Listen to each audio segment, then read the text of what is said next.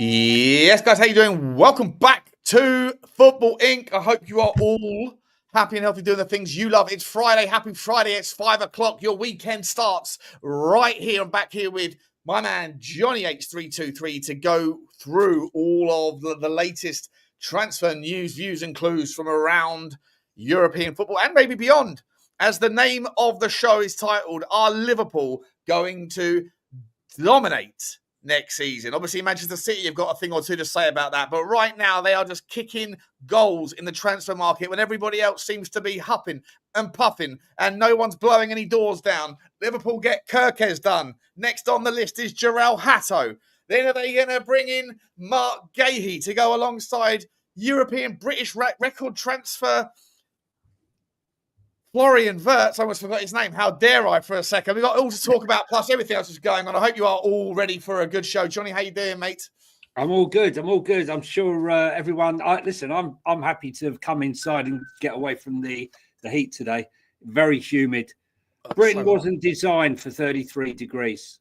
You know, it just wasn't. Everything falls apart. Britain is no good in the heat. It's no good in the cold. And it ain't much good when it starts raining. No, that's why we all love football. That's why we love football. Escape from it all. Listen, the football story. Look, Liverpool almost won in a canter this season. You know, yes, they tailed off at the end, but that was when the job was done and dusted. But they're not resting on their laurels. They obviously realised that Arsenal and Man City and Man United were going to strengthen. And they won't wait for nobody. I mean, you know, if it was a league right now for transfers, they're smashing it. They've won the title already. I know it's it's not a sprint, it's a marathon, and it doesn't close the 31st of August. But if it closed today, in fact, even if it closed on the end of 31st of August, it might be very difficult to beat Liverpool, even at this stage with Frimpong, Wirtz, Kerkez. You know, they've got Konsa going out for 40 million. They've sold Kelleher for 12 million. They've got 52 million in, which is paid for Kerkez and a bit of change towards Frimpong. So really, you know, when they start balancing the books, you know, they sell another couple, which they could, Harvey Elliott, for example, their net spend might not be as big as is looking now, but they look mighty strong. Don't forget they haven't sold Darwin Núñez yet. Or Luis Diaz. They've got a few players that are going to be going out the door probably to make it all work. I mean, we didn't get a chance to do a video yesterday, mate. I mean, and today, obviously, is the day that they held up the shirt. They finally released Florian Wirtz. They probably, let me speak. Florian Wirtz. The heat is going through me, mate. Florian Wirtz has been finally unveiled. And then alongside that, the deal is done for this guy, Kerkez. And of course, as I said, maybe Mark Guehi's next. And Jarrell Hato. I mean, I don't know where they're going to squeeze all these guys in. I mean, if you're Jarrell, because we've also got Alex Isak to talk about as well. Don't forget, they are plotting a monster bid, a monster swoop for Newcastle United's probably the most in-demand Premier League striker, probably going to be, if there is a chance that any player is going to go for more money than for Florian Wirtz this summer, then it might just be Alex Isak who's going to the same team. And Liverpool doing their own version of Real Madrid. It's their own Galacticos they're building here, mate. But let's start with the back end of the pitch. Jarrell Hato, Ajax left-sided centre-back. He's 19 years old, 18 years old, I think. He is has just turned 19. A left-sided centre-back / left-back, predominantly a left-back. If you're Jarrell Hato and Robertson is about to leave and you've just seen that the team that you're maybe about to join has just signed Kerkez, who's already been there, done it, and proven himself in the Premier League with Bournemouth. Are you going to go to play? I know we don't like the word second fiddle. I know we don't like the word sort of B team or whatever in rotation. Other clubs have to worry about how do you squeeze these players in? How do you convince a top player to come in? Tottenham had to do it when we had Harry Kane. How do you get another top draw striker to come in and play behind when you know you're never going to get the minutes? If Kerkez is coming in, who's young himself, is Jarrell Hato really going to go? Is the draw of Liverpool that good that you're happy to go and be part of something rather than being the dominant force in your own world, in your own place, at a team that maybe doesn't quite have the same caliber of name as Liverpool FC does? In short, yes, because because they're Liverpool. Number one, the support, the history. How do you turn Liverpool down? Just the same as how do you turn Real Madrid down, Barcelona down, in some cases, Man United. But the fact of the matter is there are so many games to be played. There's no way that Kerkez can play all the Champions League games, all the Premier League games, and all of the games that are going to be in the FA Cup and the Carabao Cup and the likes. Remember, Kerkez has come from a Bournemouth team that only had the league to really play for last season. So his workload's going to go up. What's expected of him probably will go up. So for me, it makes sense. I mean, how much are they going to get for Robertson? Another one that's going to go out the door. Yeah, I don't know. Let's have a look. Andrew Robertson, I'm not sure what he's looking for. So in the news, it says Liverpool make Andrew Robertson transfer decision. His exit progresses amid transfer flurry. Let's have a look at the. I'll get one of these stories up for us so we can. Don't forget, they did get Trent 10 million for Trent so that he could play in this tournament. That's right. Yeah, they did. Yeah, look, it's not all. I mean, I'm not even sitting there worried about the money because it's not like you have to sit there and question it with Chelsea or no, even to some extent Manchester City, because Liverpool don't spend any money. They spent, was it 5 million quid last year for Chiesa? That was it, right? Yeah. So they're getting rid of some of these players, and they seem to get 40 million quid for Konza. For Konza, by the way, is it's a lot of money. It's a lot of money, and I'm actually going to use that as the benchmark for when we come to later on other transfer stories like Romero, like Guehi, mate. But just bear that in mind, because we're looking right now for why it is that the transfer market is so slow. It's trying to get out of first gear. There was the flurry at the start with City and Liverpool obviously getting the Wirtz deal, and then it's all gone a little bit damp squibbish, right? It's all gone a little bit boring. Everyone seems to be waiting for the trigger, and you're looking for precedents to be set. But are Liverpool the team to judge? If they've just got paid 140, 120, whatever it is for Florian Wirtz, and they're receiving 40 million for Konza, who, don't get me wrong, cracking player, but bear that in mind when we're coming to what's the correct valuation for a Christian Romero.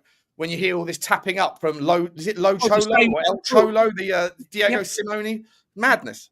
Well, the same will be saying, Parish with Mark Guehi. You're not going to be getting him out of there for less than 70, 80 million pounds. That's what he's going to ask for. It's a bit of brinkmanship because Liverpool will also know he's only got a year left on his contract. Those overseas at, say, Bayern Munich, who are maybe looking for a top defender, will know they can sign him on a free contract come January. So I think there'll be a lot of brinkmanship with these sort of deals. But I think they're building the blocks. They're building the blocks into that team. I think, they sell Darwin Núñez. I don't see them selling Diaz or Jota, personally. I think they'll keep them because they need options. They need other options. But they will look to sign another striker.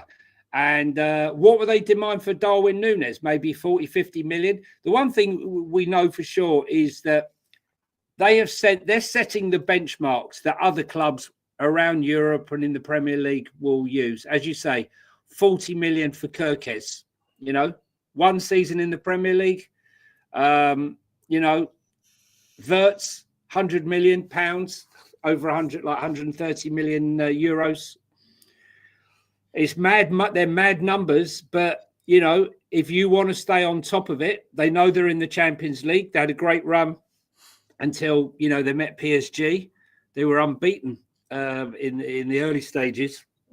Is it not right that they made 100 million pounds before they got to the knockout stages because of all the wins? I think that was the number. Yeah, they made 101 million euros at the end of the league phase. Yeah. Yeah, exactly. Yeah. So madness. Yeah, Spurs, I think, nearly won that amount of money by getting to the final. So, so I'm not particularly fazed, mate, about the fact that they're capable of doing what they're doing with their spend. It's just the ease in which they're able to attract everybody.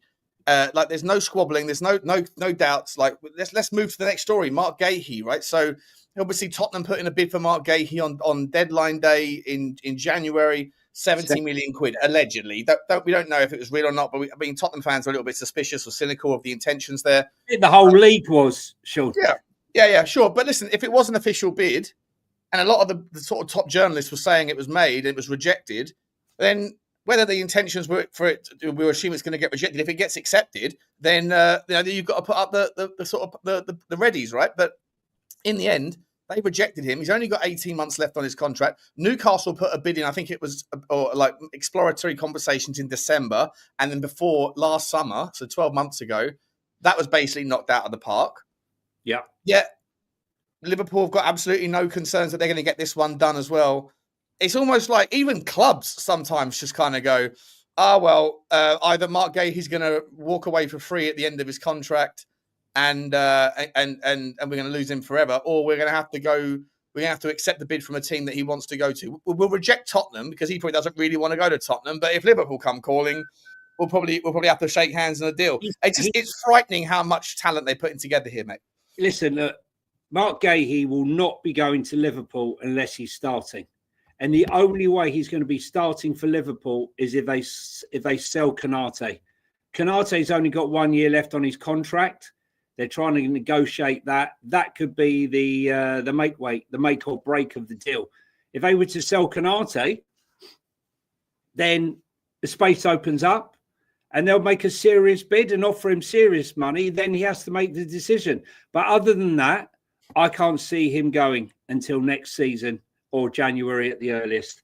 I mean, if I was his agent, that's what I'd be advising him, because basically he can get as much gold as he can eat come next summer. Basically, he's likely to be in the England World Cup squad if he stays fit.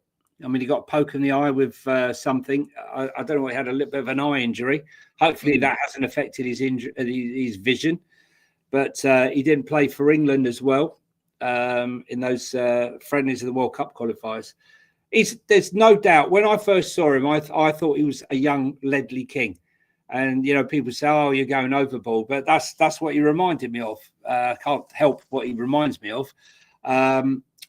He's a top defender. I think maybe people look down on him being at that level when you talk about top because he plays for Palace. But I think moving to another top team, you'll see even more so how good he is. I mean, they got a succession plan for Van Dijk and Salah and the rest. Liverpool will look to do that. Don't forget they signed Mamashvili last year. Yeah. Now, which is why they got rid of Kelleher. So Liverpool got it all covered, and I don't think they're anywhere near done. Doesn't look like it, mate. And it's a pretty big shockwave. I'm just looking at this story from Anfield Index here that is saying that the asking price that Newcastle have put on the head of Alexander Isak, guess how much you think it is? 150. Apparently they're asking for £200 million. Oh, honestly, just... Let me ask you this, though. If you are Newcastle United, if you're a Newcastle fan, like... I can't listen. How much can Newcastle United with that much sell? Huh? No one's paying that. No one in their right mind. Hypothetical. Even if it's 150, right?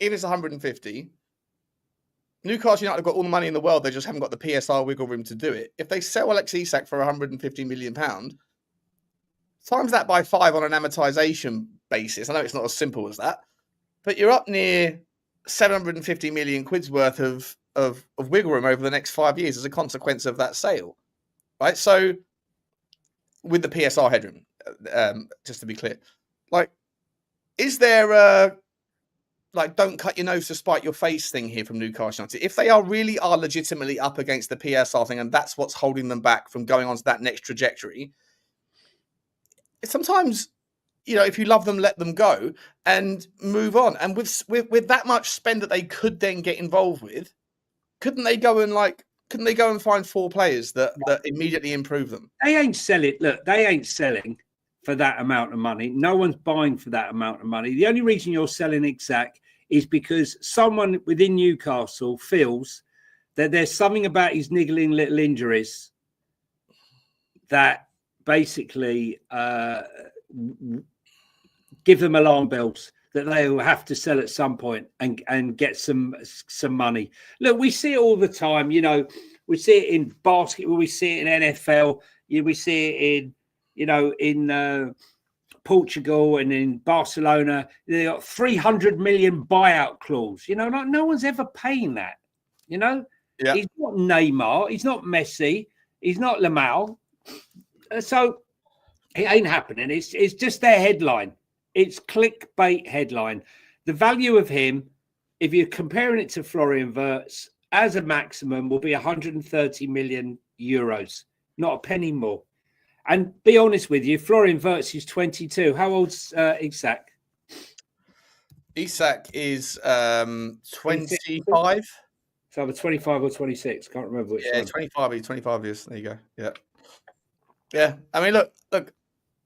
I mean, I just think at a price point, if obviously there's room for negotiation, but at a certain price point, how much value is Isak really worth in terms of like how much more can they do with the same team when you see everybody else moving on? Now, obviously, it depends on what you do with the money, right? It's always the kind of the long end of the wedge here is your team's scouting network good enough at finding players at £50 million out in the various recesses of the world, the corners of the world, like not going after the unknowns, but going after people that aren't well known, but just, that are sleeping giants potentially, like Isak was, by the way, 3 years ago, for example, like a Kerkez, whatever else, and then going and using that money. Because if Newcastle United really want to kick on, they have two options to do it in a world where it feels like the wealthy are throwing money at rebuilds very, very quickly. City are doing it. Liverpool are doing it. Arsenal, for whatever reasons, are sitting on their hands and like paralysis by analysis.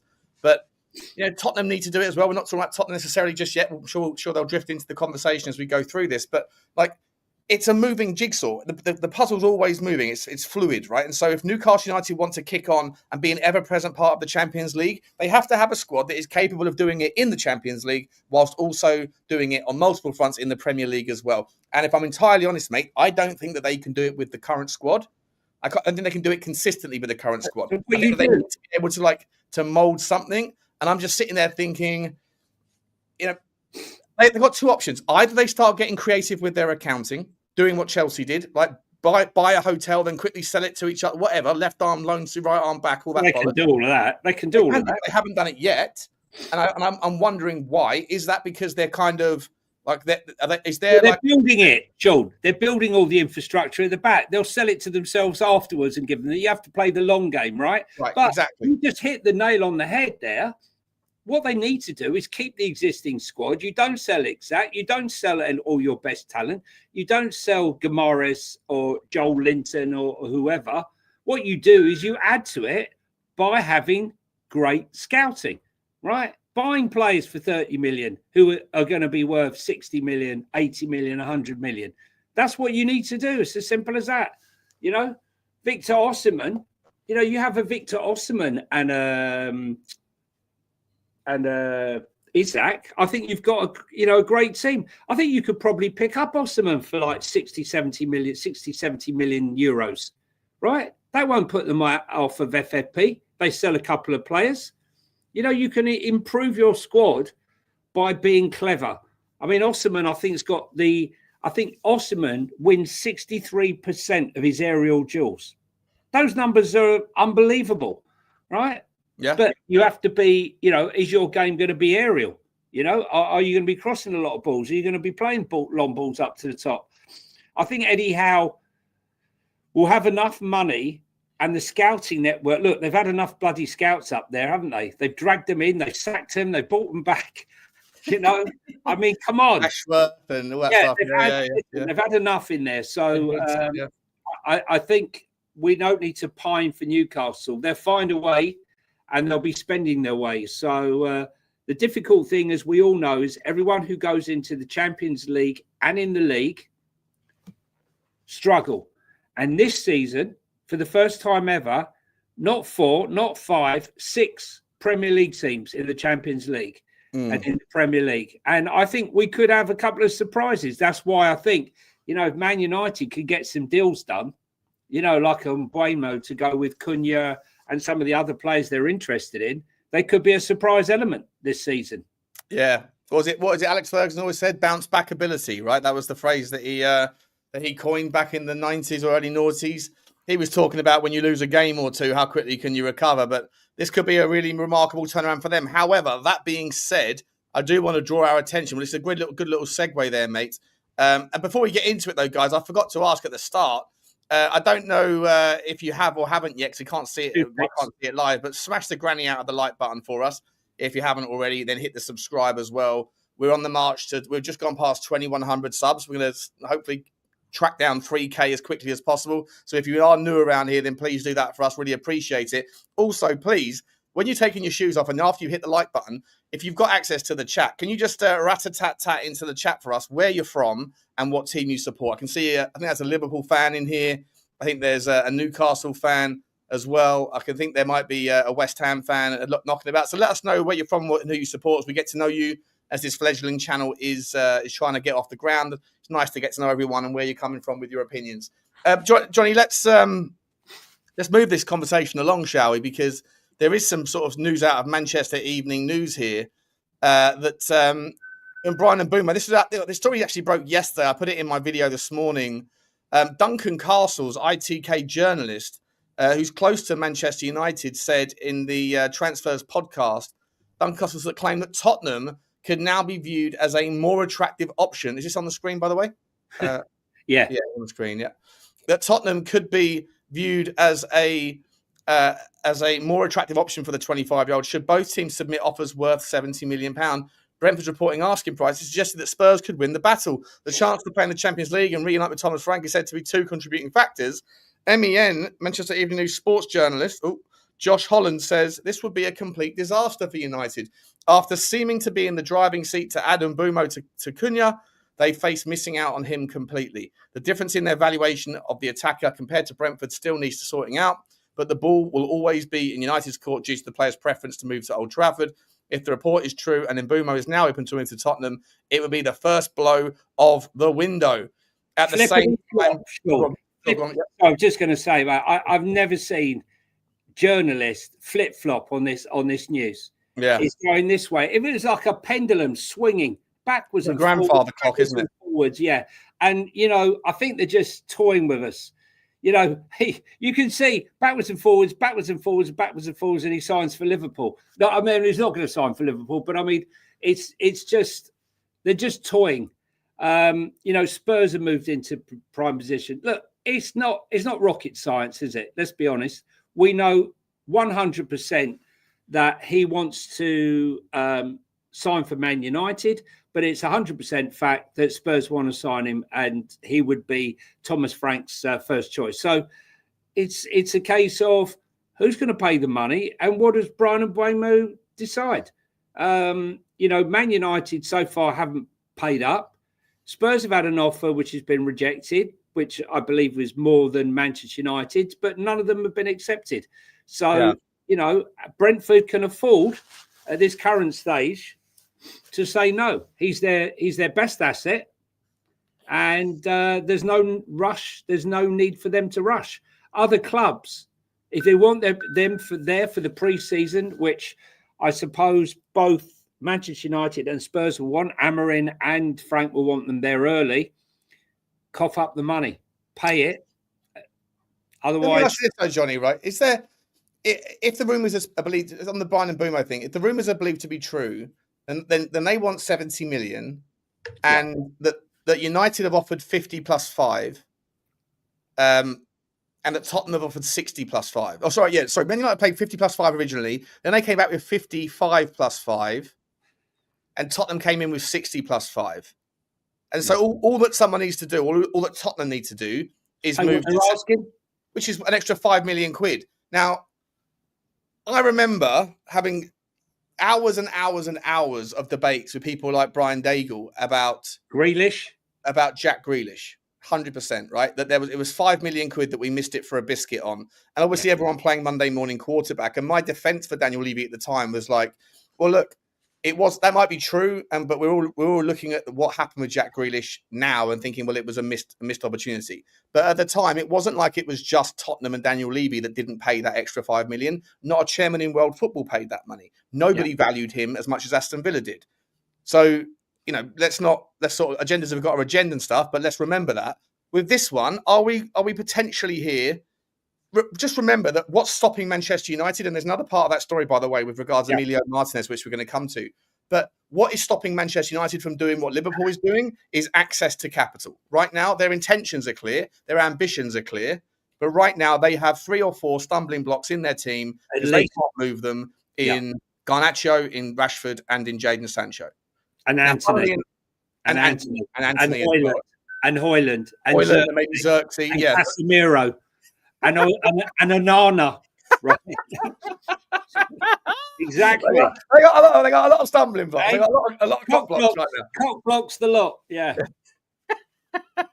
So my question is there's lots of rumours out that Tottenham, for example, are interested in Garnacho. Now, I know a lot of people don't want the sort of dickhead of Garnacho at Tottenham or whatever, right? And say what you want about all that. But one of the arguments why you shouldn't go near any of those players is because in so doing, you're also allowing them, you're giving them the key that they need for that padlock to get to their door of ambition. And so as long as nobody's willing to pay for Rashford, Sancho, Garnacho, Anthony, Onana, insert everyone there, United are essentially cock-blocked by their own prior mistakes of overpaying. If that won't last forever, that will, at some point, United will go lower the asking price, just get some money in. So are Tottenham or whoever else at the moment that are linked with players that they want, that United are also linked with, are we running the gauntlet here by messing around for £5 million? 100%. Step in while they're blocking. Look, it's like you've seen one of those the super block drains. What do they call them? Where everyone stuffed all their wet wipes down the toilet, right? And you read it on the news, there's a super blockage, right? And everything's clogged up, right? And that's basically what's happened with Man United. Jim Ratcliffe has sacked the tea ladies, culled everybody, right? He's gone and done all this, shaved all this money, and the only thing he can't get rid of and sack are the bloody players that they've signed, okay? Because they're refusing to move. And who can blame them when they're on 300 or 400 grand a week, some of them? Look, they thought that Bruno Fernandes and Jadon Sancho were both going to go out the door. Bruno says no to 100 million and 700 grand a week. And Chelsea would rather pay the £5 million fine for Jadon Sancho than pay them the 25 million. So that's 125 million. That 125 million gets them at least 2 or 3 signings at least and gets that ball rolling. But as you say, they've thrown their lot. They've done their load on Cunha, and a great signing he is, but they're blocked up. And it's now the opportunity for other clubs to say, if you're doing the pitch, you're Thomas Frank, look at the mess United are going to be in. There's no guarantee they're going to buy these players. What do you want to go there for? There's no guarantee they'll be in Europe. I'm building something here, or whoever wants to buy the players. Garnacho, for me, typifies what Thomas Frank spoke about as dickheads. Yeah. Yeah. It's interesting because Manchester, it's not just Tottenham that risk missing it for a biscuit here. But they're confident they can get Kerkez as well. And all the while, Arsenal are sitting there going, do we want him or do we want Sesko? Do we want Ekitike? Do we want, whoever? Like, just the second that someone comes in and gives some, I don't know, diarrhea or whatever you want to call it, or the opposite of Imodium to let that blockage out, right? With it comes all of Man United's threats. And depending on who they want, they still have that draw. Arsenal might end up sitting on their hands too long, paralysis by analysis. Tottenham might end up missing a massive opportunity. And you have to factor in here, mate, like I said at the start, but people don't really know what the correct valuations of these players are right now because there's a lot of talent out there that seems to be available for relatively cheap in comparison to what Liverpool seem to be spending and commanding for their talent. And so if you're only looking at Liverpool, then you think it's a pricey market. But then it's really not when you look at some of the other stuff that apparently is available, not just through release fees and release clauses, but through negotiations around Europe. Look at the French market. We speak about this all the time. Yeah. The French market is going to be a haven for activity this summer because basically every French team that has developed good players over the last couple of years, they're now selling those players for the same amount of money that they paid for them, despite those players being twice the player that they were on arrival, because they're all broke. All of them. There's no money in French TV. That's why I think the owners of PSG, despite winning the Champions League, if they could get out of it, QSI, they'd get out. They'd happily buy into a Premier League team. The TV money is huge and all the rest of it that goes with it. But I think the biggest stumbling block, as we've said a few times on these shows, is who's going to pay what? What is the right money for Ekitike or Victor Osimhen or Sesko or, Guehi? I mean, as well, Guehi 27, Sesko's 22, Ekitete's, is 22. There's lots where he's laughing because every time I say Ekitike, it's one of those tongue twisters. We keep putting it in the group, and everyone's got a different way of saying it. So funny. Love it. Yeah, listen. That's the mission of this channel. By the end of the summer, Johnny is going to know, and he's going to be able to say it 10 times fast, that man's name. Okay, that's the mission. That's the channel. That's the I hope he doesn't come. I hope he doesn't come because on these shows we're going to have to keep mentioning him every time he bangs one in. But he's a quality player. So what's the Martinez story? Yeah, so this is the same story from the MEN, right? Manchester Evening News, and it's a decent outlet, Manchester Evening News, for obviously for United stuff. One door closes, another door opens in a way. A new goalkeeper continues to be linked with United, and Emiliano Martinez is the man that could replace Andre Onana, according to reports in Argentina. They are now advancing in talks to land the Aston Villa shot stopper. A number of reports have seconded those claims, with Give Me Sport explaining that Villa, who value the keeper at £40 million, are willing to sell him after Martinez made his intentions to move clear. Journalist Uriel Lugged, or Uyugd, I'm not sure,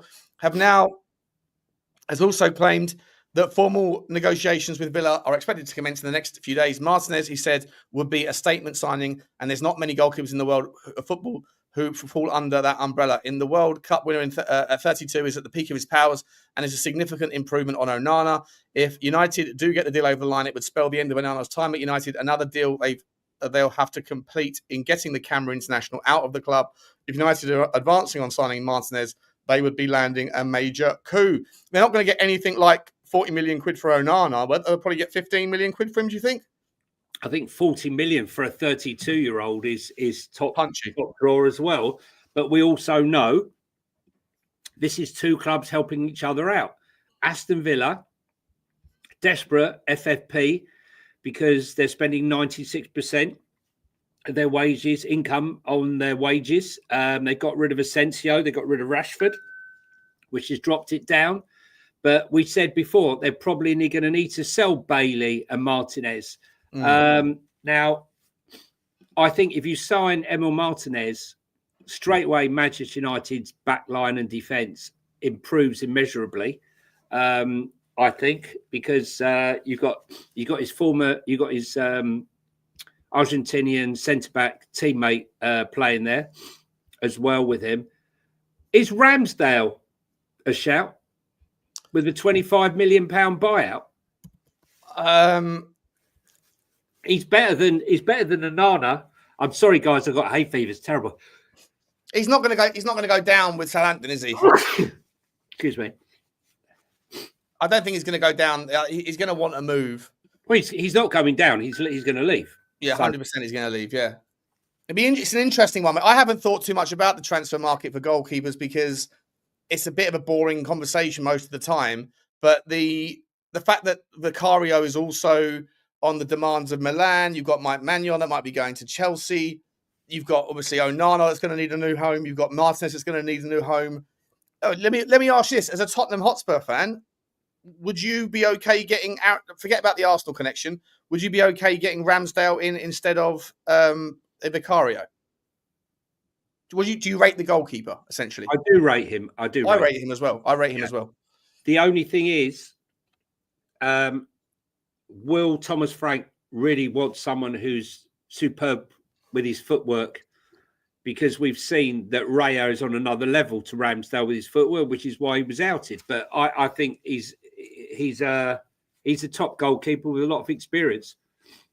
I think it'd be a hard one for Spurs fans to digest getting Ramsdale in, but stranger things have happened. You know, they're both ex-Arsenal goalkeepers. Yeah, I actually think that if Man United get Martinez, I just cannot see them paying 40 million. Not under Jim Ratcliffe's reign. For a 32-year-old, not a chance, I don't think. You got more pings than a nightclub in Ibiza, mate. Are you Fabrizio Romano over there? What's going on? I've got to keep up to date with all the transfer news. Madness. Let me just out of curiosity. I know we sort of glanced on it a little while ago. Jarell Hato. Do you think he'll end up going to Liverpool, or do you think that there's a chance that another team, because Tottenham are linked with him? I think Arsenal linked with him as well. I know he's a child. He's 18, he's just turned 19 years old, but he's got a full season under his belt. 1.5 seasons, I think, at Ajax. I mean, I don't know how familiar you are with his style, mate, but I think he'd be a blessing to the Premier League. I think he's, there's certain players that you look at and you go, oh, he's Dutch football. Is he going to make the transition? To me, this guy is going to be in the next couple of years, he'll be one of the best left backs in world football. And I'd love to see him in the Premier League. I don't know. I just don't know where he'll end up. And it would be a shame to only see him playing, 50% of minutes because Kerkez is all, equally just a very impressive specimen, isn't he? Yeah, listen, I just think that, if you go, you're going to get minutes because of the way things are. He's not going to get minutes at Spurs. I mean, we've got, two left backs, basically, in essence. So I can't see that. I can't see that happening. The thing is, Spurs have got Vuskovic and we got Phillips that are going to come back into the squad for pre-season. I can't see it personally. And Marshall, yes, Eki Tite. Say it again. Eki Tite. No, Eki TK. K at the end. I know Marshall's telling me it's Eki T. Eki Tite. Right, okay. He's got something on my mind. It's Eki TK. He's got a K on the end, Marshall. You're wrong, buddy. You're wrong. He's trying to send me down the wrong path. Let me ask you, mate. I've just seen a little rumor saying that apparently AS Monaco, the team we can't stop talking about Monaco this last couple of months, mate. They're in for everyone. They're losing everyone. They're buying everyone. There's like a few clubs that are going through monster transitions, right? You've got Bournemouth going through it, Leverkusen going through it, Liverpool going through it, and in the French league, one of probably many. In AS Monaco, they're a team that Van der Sar might be leaving. Now apparently they're going to be signing Onana. They've got 2 or 3 players at the top end of the pitch that are hot shots as well. Do you think Onana would go to Monaco tax-free, nice little place for him? 100%. Rennes, the other club that's being raped and pillaged, aren't they? Yeah. Rennes, another one. Yeah. They're losing players hand over fist. I mean, 2 have gone to Leverkusen. One's gone to Bournemouth, and here we go. We got them all at it. Eat a tea cake. We might get some merch. We might get some merch made up with Johnny's various pronunciations of Ekitike. We should actually get someone to do a voice note and send a voice note in everyone's pronunciation on it and see which one's the correct one. Yeah, please tell me, how do you pronounce the Frankfurt striker's name in Welsh? Oh, his name's Ekitike, so it is. Fantastic. Where are we with the other? So there was. So we got Martinez, and what was the other one here? Hang on one second. So you got so apparently Atalanta goalkeeper Marco Carnesecchi is among United's options if they can't get hold of Martinez. That's out of Di Marzio. Tottenham also linked with Carnesecchi if we were to lose Guillermo Vicario. Do you see Vicario's move as anything other than just transfer noise, or do you think there might be some truth to it? Clickbait. I do. I think it's clickbait. There are clubs that need goalkeepers, AC Milan being one of them with Mike Maignan. wanting to leave, but that one might run. Who knows what will happen there? The other one that got done was Wolves signing Celta Vigo's Fer Lopez. He's an exciting player. He got the Wolves, isn't he? Yeah, attacking midfielder. I think that's done today on a 5-year deal for, I think, 25 million. You can bet your bottom dollar within 18 months, he'll be going for 50, 60 million, no doubt. They just unearth them over and over and over again. That's what you always want your club. Whoever you support, you always want your club to find that gem for a bargain.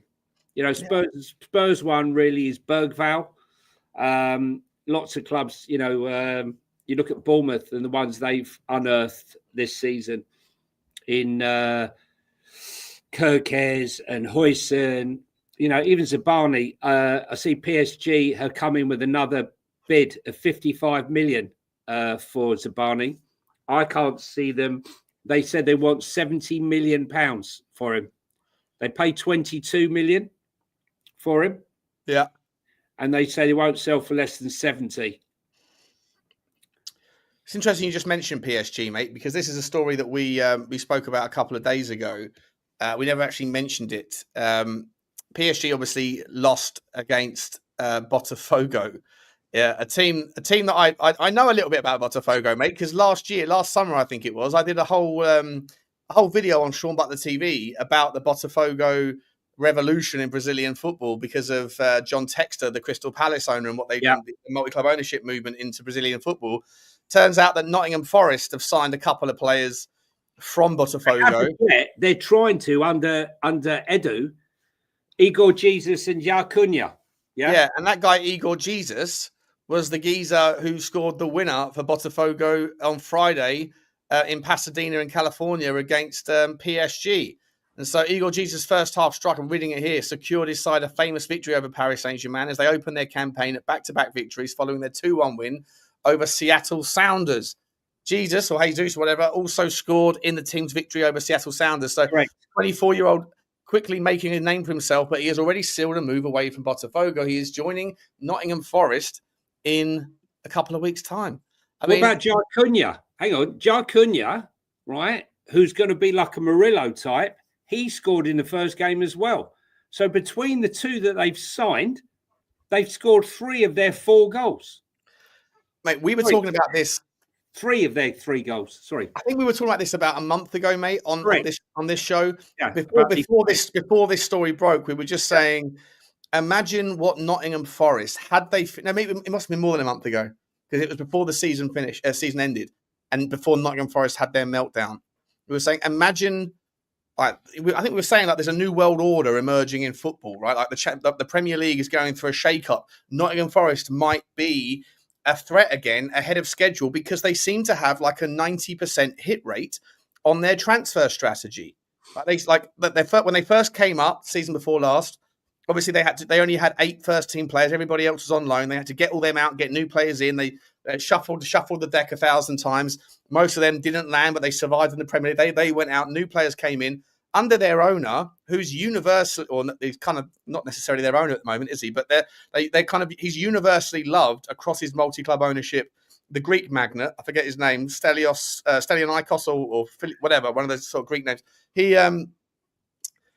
He's got like a 90% hit rate. And I was like, well, imagine what he could do. I was saying this to you. Imagine what he could do if they get an extra 80, 100 million quid from Champions League revenue. If they continue with their trajectory of finding absolute gold nuggets of talent, obviously it didn't work out in the end. They had qualified for the Conference League. They're still figuring out whether they can actually screw the pooch to get into the Europa League by sodding off Crystal Palace and putting in an actual claim against them with UEFA, which is hilarious.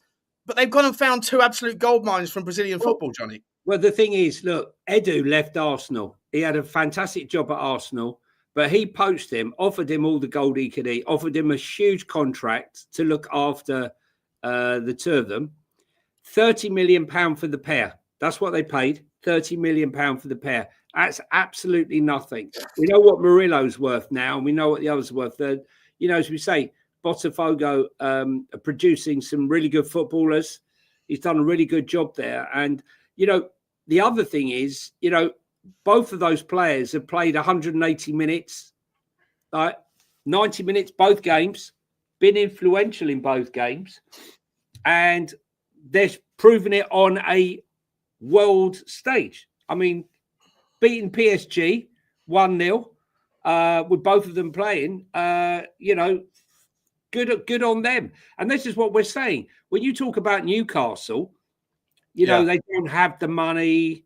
Well, they've got a scouting network. Why couldn't they pull up these two kids? Do you know? Well, this guy El Capo is saying that Newcastle have a reported £200 million to go big as in the next financial year. So they're waiting for the 1st of July, which happens to be, mate, the first day. I don't know if you might be able to shed some light on this or not, but I remember, I think it was Ben Jacobs that was saying this, that the £68 million release fee that is attached to Eze's name it only triggers, or is only triggerable in the next financial year, which starts on the 1st of July. Is that, do you know if there's any truth to that or not? I couldn't possibly comment.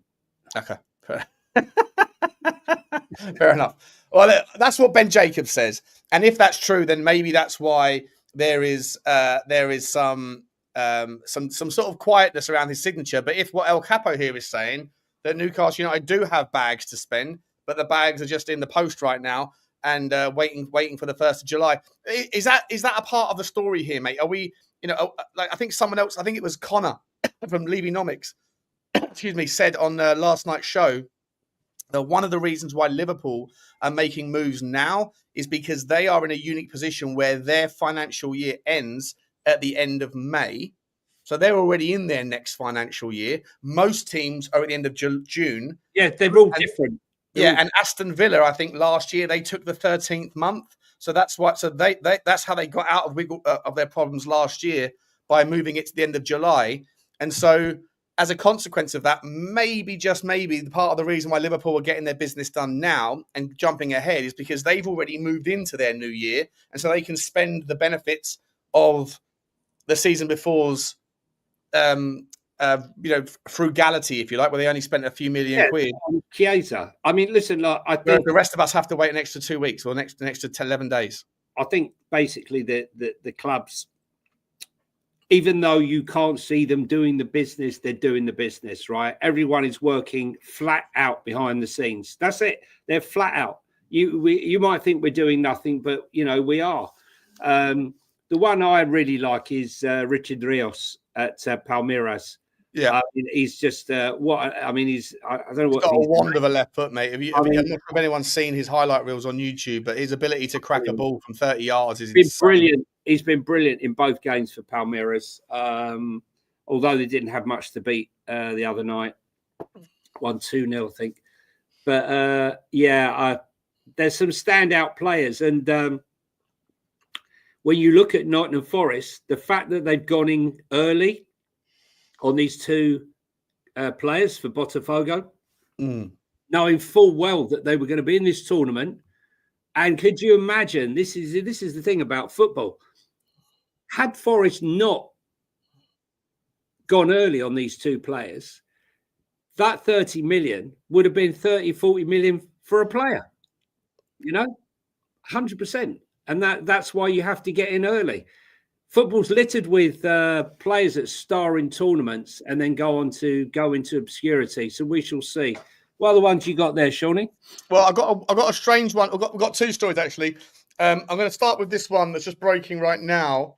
That is, where is it? Excuse me. Let me get it up. Pardon. Pause. From David Ornstein, an exclusive. The consortium led by Gareth Bale has made the approach to buy. Hang on.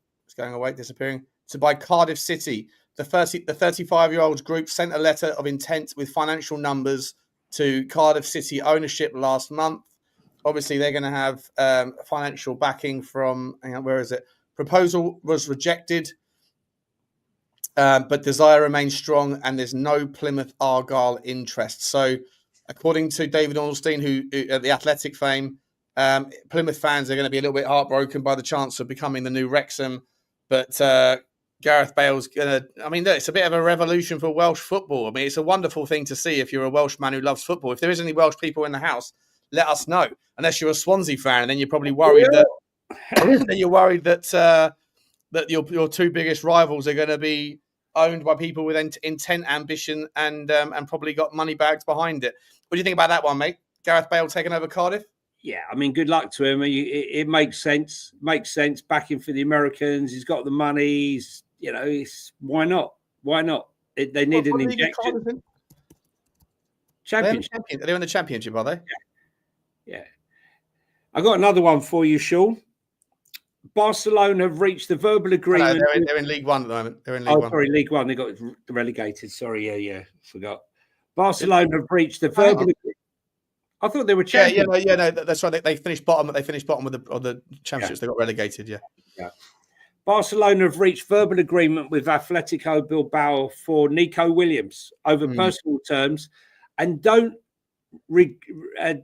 not view the forward £60 million release clause as an obstacle to a deal this summer. Now, personal terms, he's the highest paid player in Bilbao's history on reported nearly 300 grand a week. Madness. Because they had no, obviously he's come through their ranks. Where are Barcelona getting their money from? Where are they getting their money from? I think the government. Everything. There's nothing left to sell. They've sold the seats to a stadium that hasn't been built. They've sold their TV station. They've sold future. Slices of their entire commercial, like selling shirt sales. Like it's essentially, I don't know. It almost looks like they're governments that are like credit card lifestyle sort of stuff. Like paying. Eventually, that stuff's going to catch up with them. But you know what? They always find a way. And I think to them, it's such a status symbol of the city. Barcelona FC is such a massive part that I just think that there's vested interest in the brand, and that it will never be. Like it just might, like the ownership will end up being in the hands of people that are nothing to do with Barcelona, and the money that will be sort of skimmed off the top will end up going in various directions. But Barcelona always seem to find a way. I think the problem we look at it as a problem because we have an owner that does it the right way, but ultimately they're not prepared to do that stuff because they don't want to lose control. Whereas Barcelona, like to them, it seems to be more important that the club continues to be at the top end of the footballing pyramid, and screw the rest of the consequences. But for other clubs, the owner wants to make sure that they're always the ones that are skimming the profitability. So it's a fascinating one, mate. But I'll be honest, Nico Williams, mate, he's a good player when he wants to be.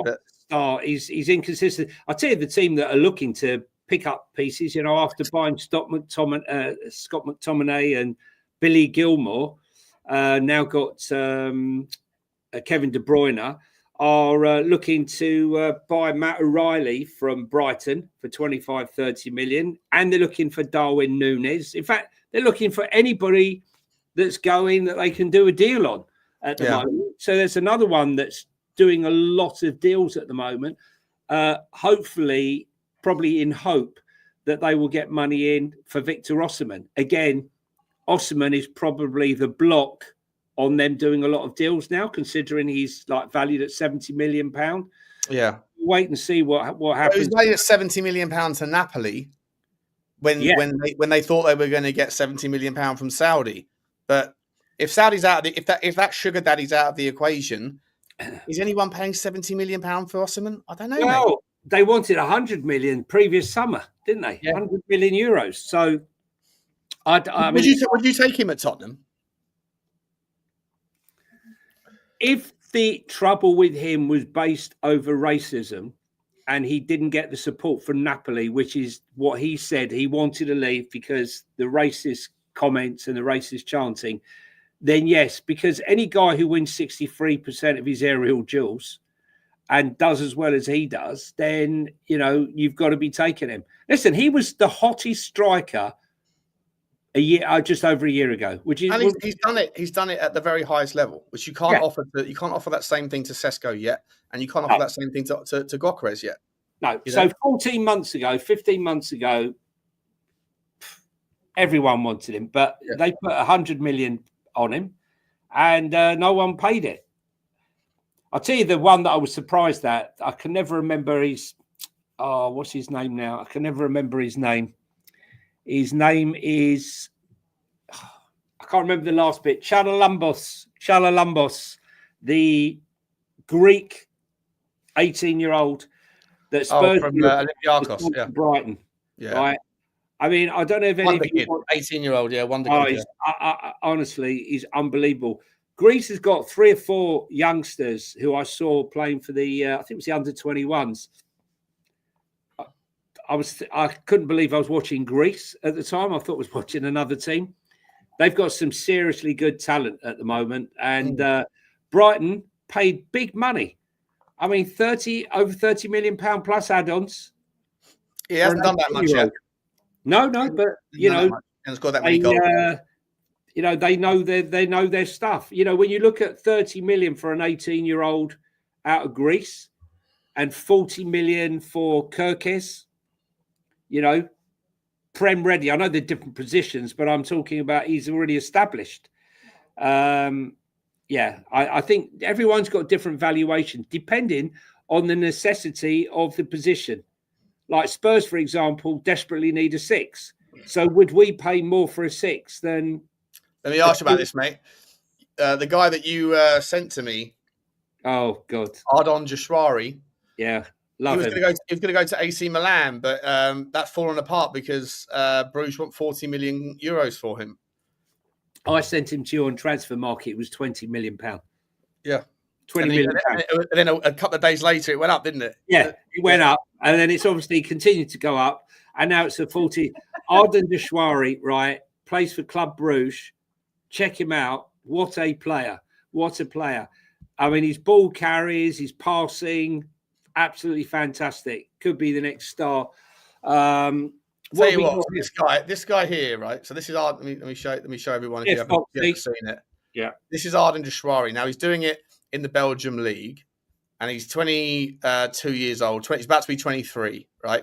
Now his numbers are insane, like green bars galore. But just want to point this out, okay? He's a midfielder, and he's like, 94th percentile for all the different passes. He's a wonderful passer with the ball. Absolutely insane.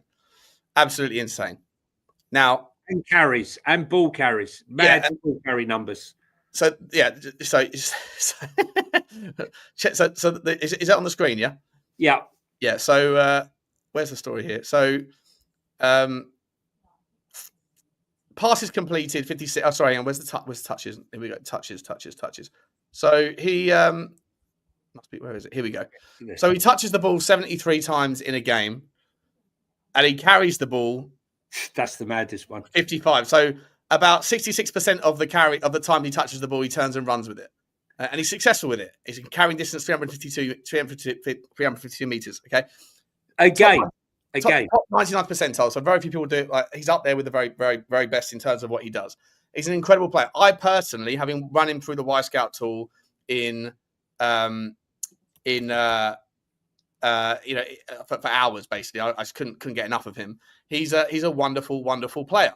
Now, just for what it's worth, as a comparison, just bear in mind some of these numbers here. So total carrying distance, 352, total progressive carrying, 150 meters.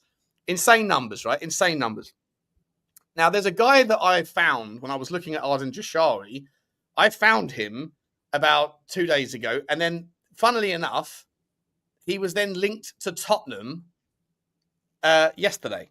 And his name is Adem Zorgan. And he's an Algerian player. Yeah. Who plays for Charleroi. So it's not quite as big a team as Bruges, but it's in the same league.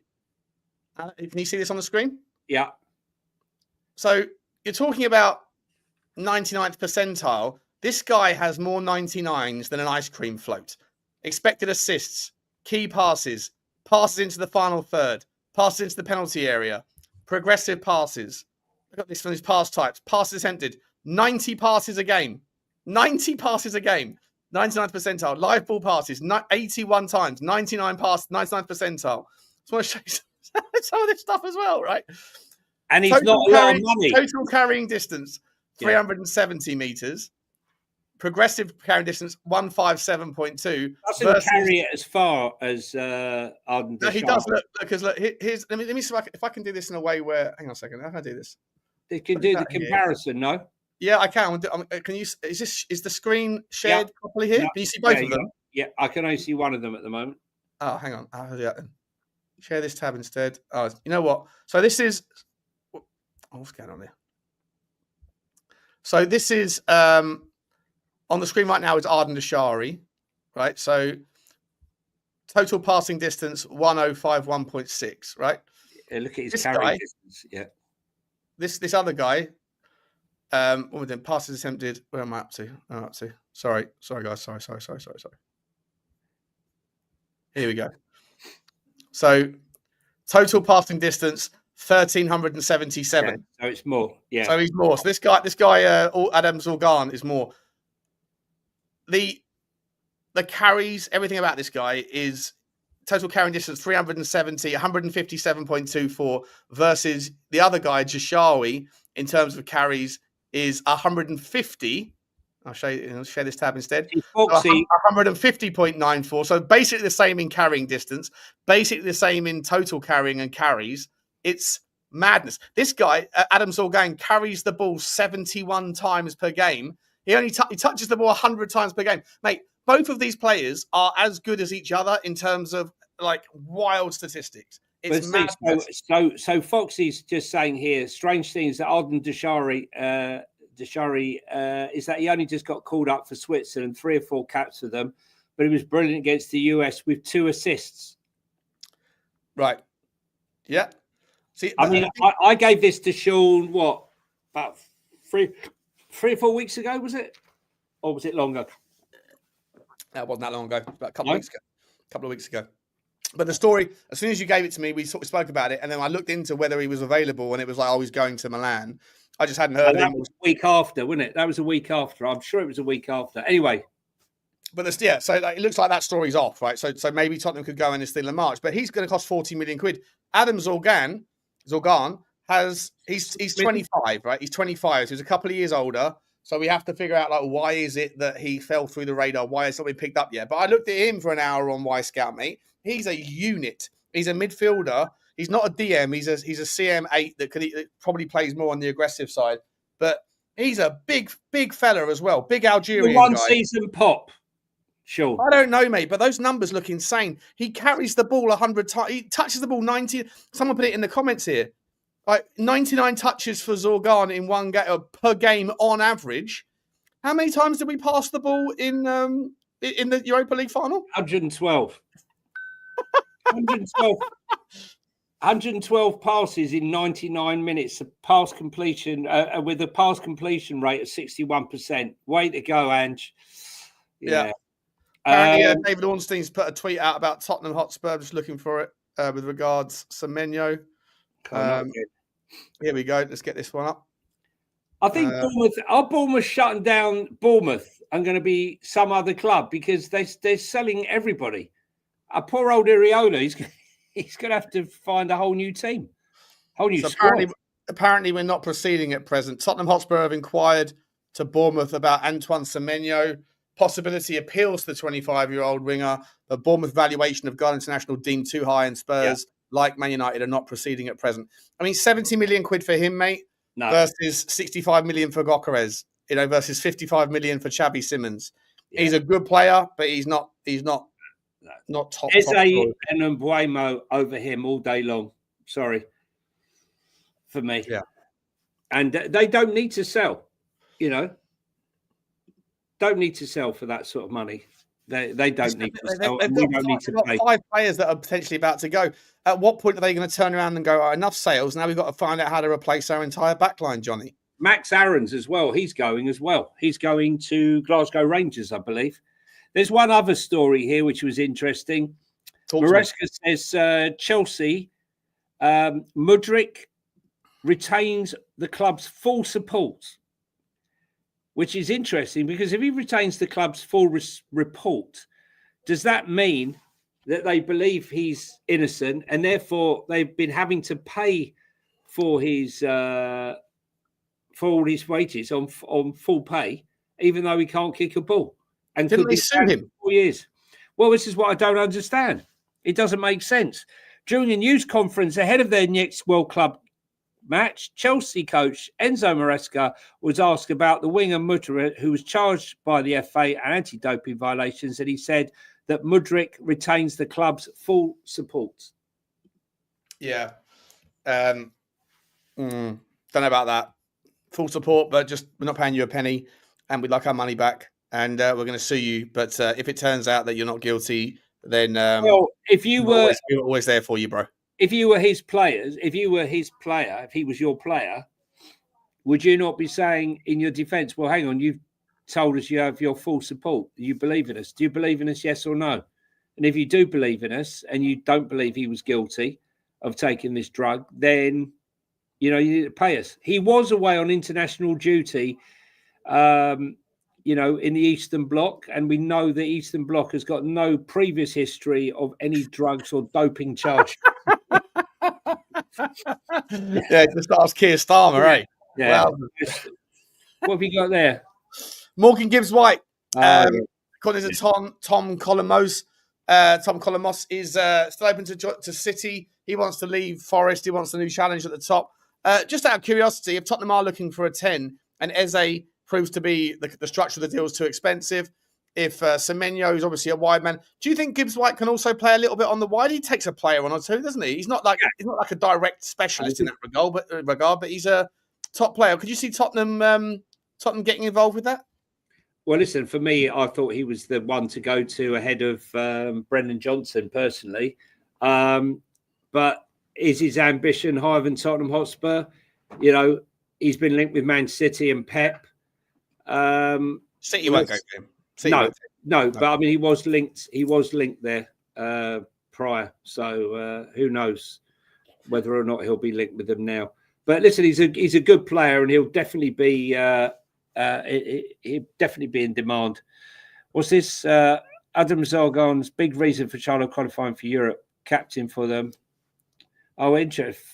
Foxy, let us know what he's like, Foxy. Where are you based?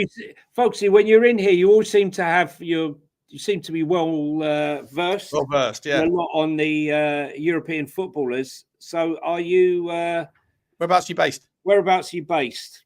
Let us know. Yeah, and make sure you come back and let me know how because I got a little bit of a. I mean, Johnny's got a hard on Jashawi. And I'm like, damn, he's good, Zargan. I think that there's two players there out of Belgian football where the numbers are just spicy as hell. And I don't know if they're good enough to make the transition to the Premier League, and also I think that with Zargan, it's like 25 years old. Why haven't you been picked up yet? But, yeah, sorry, 4 years, Foxy. If he's found guilty, he's banned for 4 years. Daddy and G says, why are you showing stats for the Saudi League? Well, I'm not sure what he's talking about. Huh? No, I don't know. It was Charleroi in the Belgium league. Daddy Ange. It's Daddy Ange, is it? Daddy Ange? What it says? Daddy Ange. Yeah. Okay. That's who he is, mate. I rate Morgan Gibbs-White highly, but can't see why he'd join us. Surely the Forest project is a safer bet. Come on, mate. Although to be honest, like I said, no. Sorry, you know what? I don't want to be disrespectful because I did say that if Forest can continue their trajectory of finding little nuggets of gold, then who knows what they're capable of doing. And it looks like they found two absolute worldies. Well, not worldies yet, but two proper players there, Johnny, right? Yeah. Mudryk, one of the worst signings ever. Well, you'd have to think £88 million and an 8-year contract. It hasn't been the best, has it? No, it's been an absolute stinkfest. Absolute stinkfest. PSG and Bournemouth are close to reaching an agreement for Zabani, 60 million euros. How much money are Bournemouth going to have here, mate? 60 million from Zabani. How much did they get for Huijsen? 50. Wow. Was that a release fee? Yeah, that was a predetermined fee. Bearing in mind that he's only just got there. 40 million for Kerkez. That's 150 million euros. And Kluivert's of interest to 45 million for by Leverkusen. That's 200 million euros. Semenyo, I can't see them letting go. And Max, can you imagine though? Rangers. I don't know. Can you imagine if they were to get rid of Semenyo as well, and they basically end up with the better part of 280, 300 million euros in their intake? They could technically then go and drop a Billy, and not have to worry about FFP for many years. And Bournemouth have got a good track record of finding talent as well, mate. They could go out there and they're obviously confident, Sean. They're obviously confident. They've already bought the guy from Rennes to replace Kerkez for 11 million and 11 million plus add-ons, 13 million euros. Problem is, though, mate, even if you raise 300 million quid by selling your best players, as a board, like Are they very good at finding 10 to 20 million pound nuggets that then become 50 million pound sell-ons? How good are they going to be at convincing 50 million pound players to come to their club?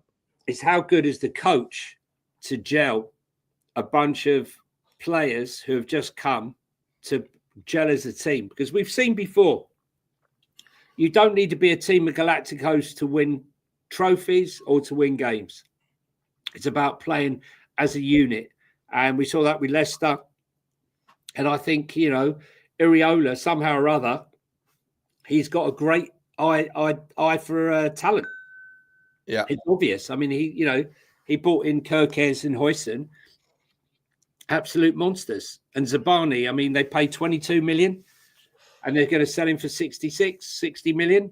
It's nice profit, but you've got to find the replacement. It's all very well and good, but do you want to find yourself, come March or come next January in a predicament where you sold all your players, you're not doing well, you're in the relegation zone, and then you can't attract anybody to your club for fear you're going down. So they got a hard job on. Mate, we've still got 4 or 5 more stories to go, but we've been going for an hour and 11. Should we end it there, or do you want to go for a little bit more? We'll go for another 10. Let's go for another 10. Okay. And then by the way, guys, please smash the granny out of the like button. I know a lot of you have just came in. There's 330 people here. Love to see it. Really appreciate you. If you are Tottenham fans, or even if you're not, I know Johnny's not around tonight. I think he's going out, but I'm going to be doing a show on Spurs Talk Show at about 7:30. I think it might be 7:30, it might be 8 o'clock, but keep a lookout for that if you want to come over and talk all things Tottenham. Johnny, let's carry on with this transfer news. So, where did I get to in my list here of things I want to talk to you about? What did I get to? Here we go. Real Madrid's Santiago Bernabeu is now generating close to $1 million a day. $354 million in yearly revenue. The stadium is thriving through match days, premium seating, tours, and major non-football events. Remember, they don't have the same limitations on Tottenham, on their stadium like Tottenham do on ours. The only reason Tottenham have their limitations is because of travel restrictions and the disruption to, life, I guess, for the local residents at Tottenham. Real Madrid Stadium is the epicenter. It's in Madrid and everything is there. So there's absolutely nothing to stop them. So I want to kind of pivot this sort of question here into a bit of a football finance narrative for the audience here. Daniel Levy should be given all sorts of credit for being the kind of, and I'm not even going to say the genesis of the idea of basically stadium utilization, because if we've got American fans watching, they'll be able to sit there and say, what are you talking about? North America has been using stadiums for non-match day events for decades and decades. But in the Premier League or in European football, it's a relative rarity. But that early mover advantage doesn't last long, Johnny, does it, mate? And so Daniel Levy, whilst he's done wonderful things, Everton will surely be trying to do the same thing. Newcastle United are surely going to be 100%. Doing the same sort of thing when they build their new stadium. I'm sure Liverpool are in their new stand have put in some nice little functionality or hospitality suites, whatever. Fulham have done the same thing in their new Robbie stand. Williams to a half-empty stadium. Arsenal did a Robbie Williams. But Real Madrid is obviously someone that's taken the lesson that Tottenham Hotspur taught the world in European football and have run with it, and they're generating 350 million quid. The reason I asked this question is, forget about Real Madrid, right? Real Madrid are always going to be a Goliath. We're never going to be able to compete on whatever they do. But from a Premier League perspective, will Daniel Levy be able to extend from 30 non-match day events to 100 at some point? Will the Tottenham ecosystem be able to sustain that? I think you'll find that, the jump from 6 to a little bit higher to now 30 was a massive jump and took a lot of encouragement to the council. You would think with the uplift in jobs in the local area, in a high area, making it's a big boost to the area. Massive boost. Yet the area still doesn't have a proper train station, an underground station. David Lammy has always been the one sort of, blocking it. But I think what people fail to understand is inside that stadium, 365 days a year, there's something going on. There's event space. There's corporate business days. There's all sorts of manner of things. Don't forget, you've got the stadium tours. You've got the Skywalk. You've got the F1. Yes, the big non-football events like the NFL, the boxing, and the concerts. Beyonce's just had the most successful stadium tour at Tottenham Hotspur ever. I think it's just broken some records. Yeah. Is great, but I can't see, as mad as it is, them not allowing 30. You've got to remember, for the residents, it's a massive, massive disruption. I mean, my aunt lives the road behind the stadium, literally like one road behind the south stand that leads onto the main road, on the high road. And she's a Tottenham fan, but she doesn't go. She's like an older lady. She's unwell. She was like, I need to get to a hospital appointment on the day of the parade. She couldn't go. She couldn't get out. She couldn't move. And she was like, what am I supposed to do? She couldn't get an Uber. She couldn't get a bus. Couldn't do anything. Trains were all like, chaos. Yeah, because it's all shut down. I just want to shout out to Nathan McCleary there. Thank you, mate. Yeah, thank you very much. If you scroll back, thank you very much, Nathan, for the super chat. Really, really appreciate it. Especially for this fledgling channel, we're growing. We're well known in the Spurs community, but we've got a love for all things football. That's why we set up this channel, and this is why it's grown so quick. Do you want to read that one out, Sean? What Nathan said there? Yeah, he says, "Gents, you are my football academy. I'm fairly new to supporting European football. I'm a broadcaster for collegiate athletes in America." Wow, very cool, mates. Very cool. I appreciate you sharing your knowledge. What collegiate athletes is that? Like track and field, or is that like basketball? What sort of? Let me know, mate. If you ever want to come on, by the way, if you ever want to come on the Spurs Talk Show and share your thoughts about being an overseas fan, love to. Or on here. We'd love to have you on here. 100%, 100%. But thank you very much for the super chat, mate. It's very nice of you, buddy. Very, very generous. Really generous. To Boniface again. Niall Higgins says rumours of United looking at Victor Boniface. Thoughts? Just when you thought it was safe to go back in the water, Boniface is gone. Mate, he's a classy player. How many goals did he get? 23 goals last season in Germany. Like, there's a lot of players. I tell you what, I take that Adeyemi from Dortmund. No one talks about him. But you want a player that's a take-on specialist, has got pace for days, trickery. He's got fast feet, fast movement, fast brain. Really, really, really kind of tricky player. He'd be terrifying to be a fullback against. Absolutely terrifying. But yeah, Boniface, however you say his name. There's a lot of strikers, mate. There's a lot of good strikers out there right now. And the market seems like it's suppressed in valuations. You're not really seeing too much in the way of 70 million plus valuations, are you, Johnny? So no excuse for Tottenham not to get involved. No excuse for a few other teams either. Listen, when you can only lose £100 million over 3 years, to go out and spend 70, 80 million on one player is a huge statement, and it gives you issues when you're trying to balance the book, Sean. And this is why there is resistance to spending that type of money. And that's why you've got to have talent to sell if you're selling and buying to try and balance the books. And Manchester United at the moment can't really balance the books because they're stuck with it. Spurs don't have a problem because we got 220 million plus of FFP PSL headroom for spend. But I think a lot of clubs are hesitant, Sean, to go in with that money. Mikel Arteta. I don't really know why though, Johnny. It's like you go back 2 years.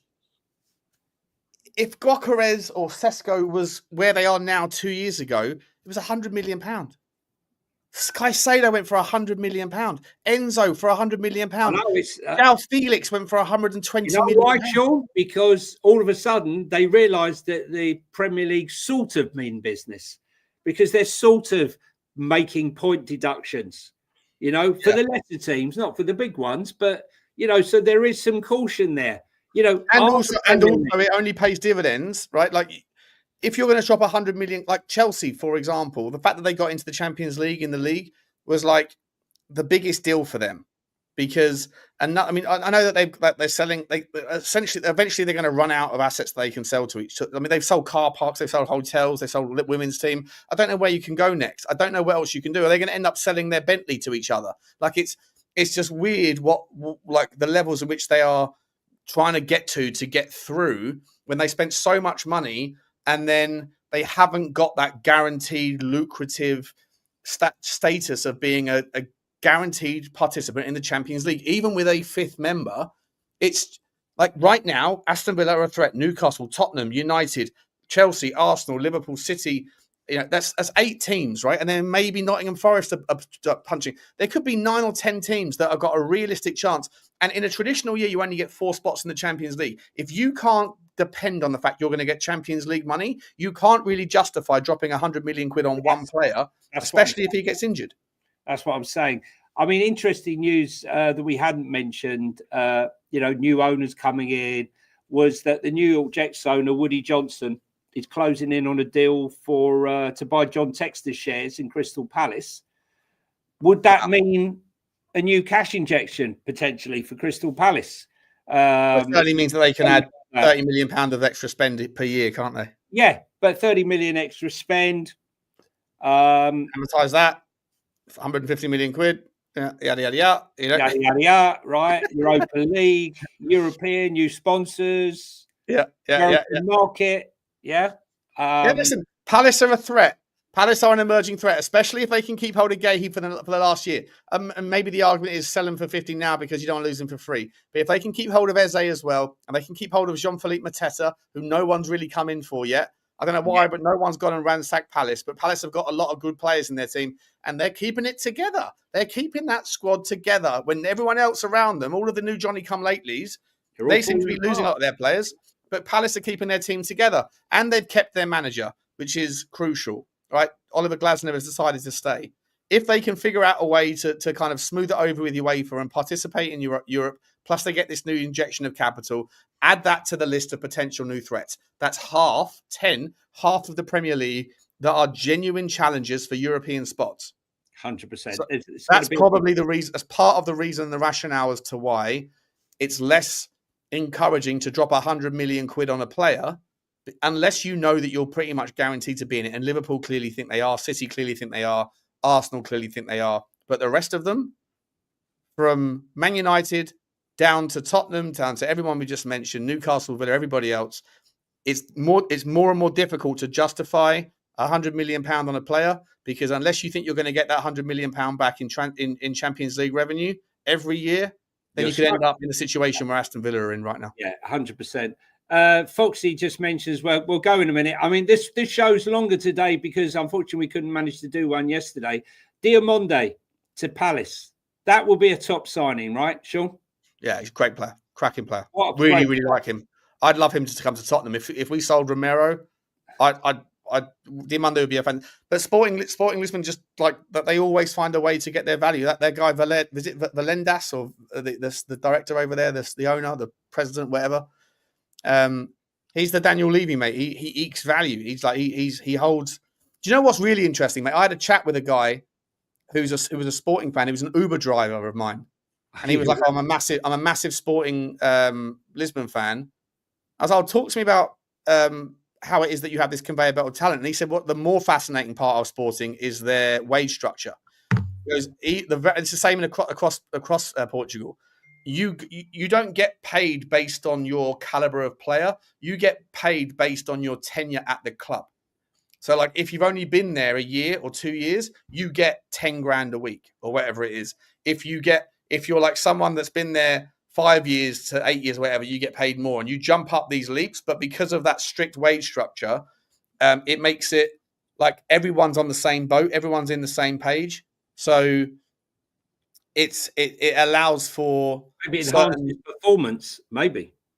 Well, not just that, but it basically means that the owner can assert some sort of leverage in the negotiations, because they get all this money in for selling their best players, and then they can go and put that money into having the best scouting and all this stuff to find the next best players. But they bring these players in on basic pittance, essentially, compared to what they can get elsewhere.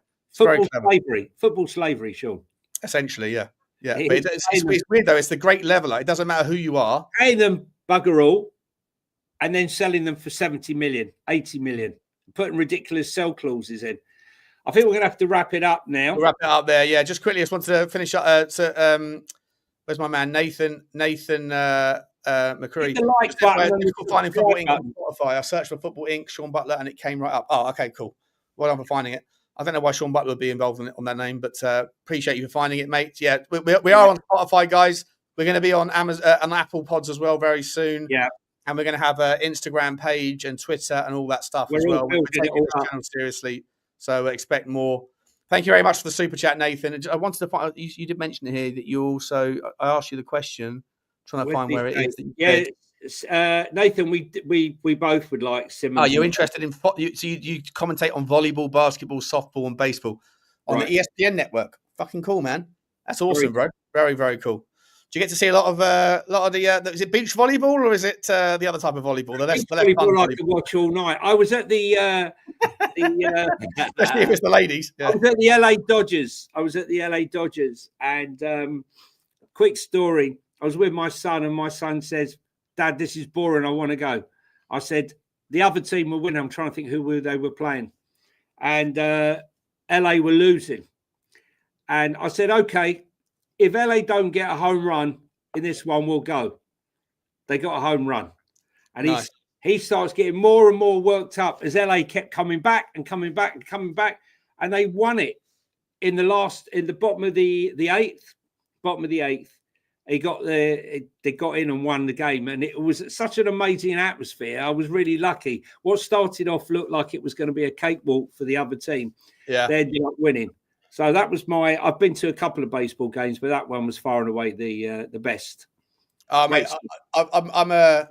I'm massive. So when I lived in America, I was lucky enough to be taken to a bunch of NFL games by people that I worked with in various cities.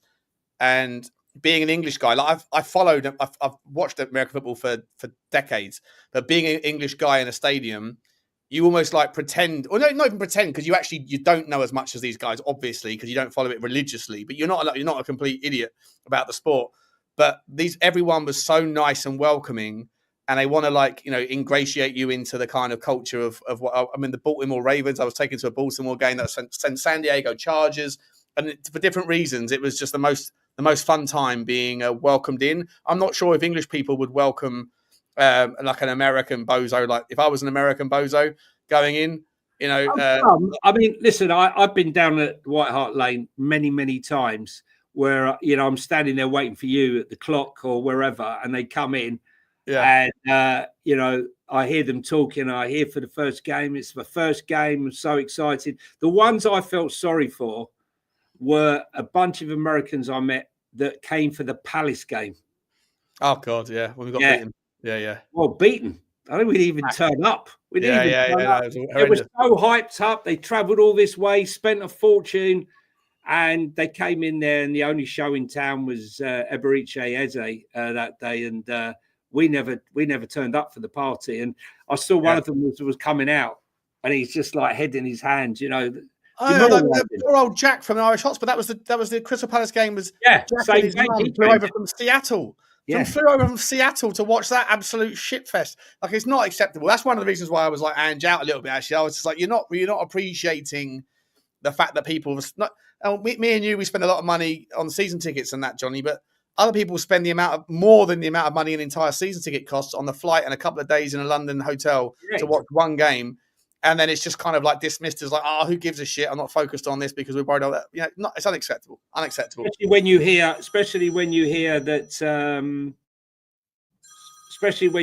that Ange saying that he's not interested in the game. We quit in January. Perfect time to leave, mate. You got a phone call you got to take, surely, unless that's an alarm clock. It sounds like a 1940s phone. It's my brain notifying me that. Time to do something. All right, guys, it's a massive thank you to everyone. Appreciate you all, mate. Nathan, great to see you, mate. Yeah, reach out on DM, mate, if you want to come on or anything. Saying to all you guys, thanks everyone for getting involved. Smash the like button, smash the subscribe. We'll see you tomorrow. Happy Friday night. Enjoy your weekend. We'll see you tomorrow. Johnny, you around tomorrow for a show? Yeah, around for tomorrow. Hit the like and hit the like, subscribe, comment buttons. All of these things help with the algorithm and YouTube and help us grow. And everything you do is much appreciated. And thanks very much for listening to us. Yeah, I'll see you in about an hour, an hour and a half, guys, on Spurs Talk Show. If you fancy coming over for a Friday night chinwag, like, subscribe, and comment. And as always, bye-bye. Goodbye from him. Oh, sorry, I forgot that.